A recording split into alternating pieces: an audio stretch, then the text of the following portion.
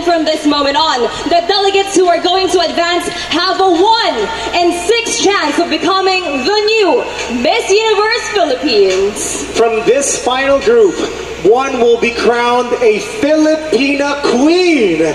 So here we go. The results are being handed by our official verifier, PWC, represented by Mr. Janik Reyes. I am so excited for this, Ian. Oh my gosh, this is it. Our first finalist garnered the highest number of votes in the PINA voting showcase. She is the first to advance to the finals, and she is none other than...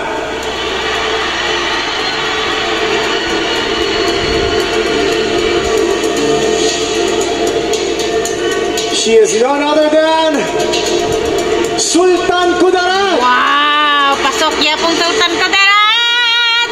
Sa top 6, dala ka! Bantay mo! Bantay mo ni Sultan Kudarat!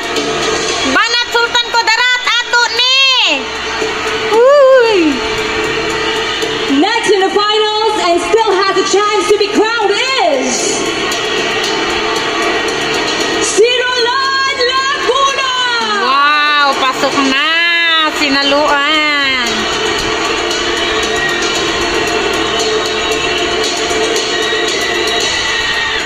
Next, ani kay Kuan. Muntinlupa.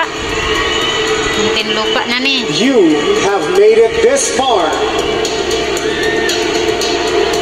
Muntinlupa! Lagi, Muntinlupa.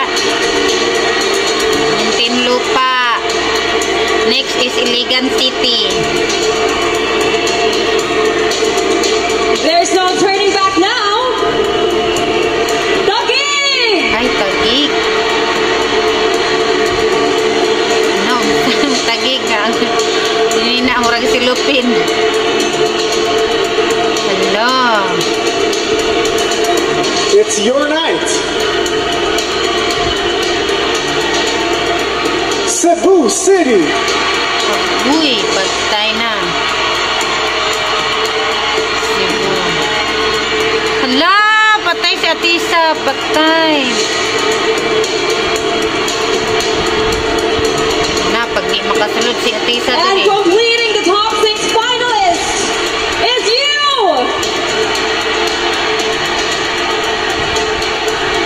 Quezon Province! Wow! You made it! Even though you gap!